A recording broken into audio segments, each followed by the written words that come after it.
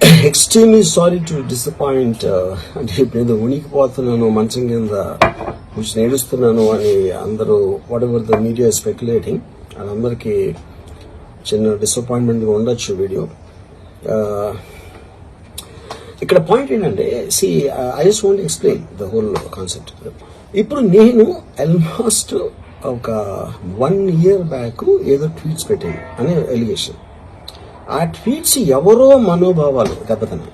ఇక్కడ విచిత్రం ఏంటంటే 1 year బ్యాక్ పెట్టిన ట్వీట్స్ 4 డిఫరెంట్ ప్లేసెస్ లో 4 డిఫరెంట్ జ్యూరిస్డిక్షన్స్ లో 4కి ఒకే 3-4 రోజుల వ్యవధిలో వాళ్ళ మనోభావాలు దెబ్బతిన్నాయి. వాళ్ళు ఆ పరంగా కంప్లైంట్ ఇవ్వడం, కేసులు పెట్టడం జరిగింది. ఇక్కడ పాయింట్ 1, ఎవరి మీద అయితే నేను పెట్టానని వాళ్ళు చెప్తున్నారో వాళ్ళకి లేదు, ఎవరో థర్డ్ పార్టీ, అసలు సంబంధం లేనివాడు.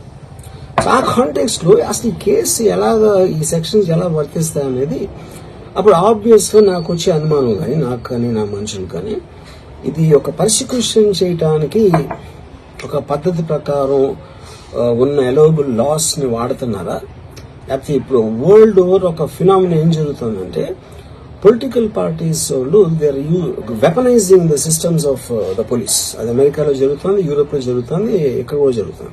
అప్పుడు నేను ఏ ఒక్క వ్యక్తిని, ఒక పోలీస్ ఆఫీసర్ ని కానీ, ఒక పొలిటికల్ పర్సన్ కానీ నేను బ్లేమ్ చేయట్లా. I think it happens in certain ఒక ఏమంటారు దాన్ని, ఒక వే. అది అందరూ కూడా ఎంతో కొంత అది చేయటానికి టెంప్టేషన్ ఉండొచ్చు.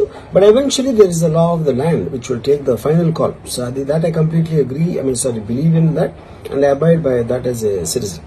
సో ఇప్పుడు ఇక్కడ జరిగింది ఏంటి, నాకు ఒక నోటీస్ వచ్చింది, నేను ఒక రిప్లై ఇచ్చాను, ఫలానా చోట ఫలానా తారీఖు నేను వస్తాను. అప్పటికి నాకు జరుగుతున్న పని ఒక ఆన్ గోయింగ్ స్కెడ్యూల్ ఉంది కాబట్టి, నాకు ఫిల్మ్ వర్క్ ఉంది కాబట్టి అవ్వలేదు. అండ్ ఇట్ ఈస్ వేరే ప్రొడ్యూసర్ చేస్తాను, ఆ ప్రొడ్యూసర్ కి నష్టం వస్తుంది కాబట్టి నేను మళ్ళీ టైం అడిగాను.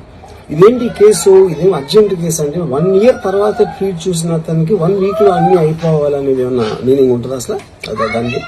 So which basically means it is being done for purposes other than the urgency of the case.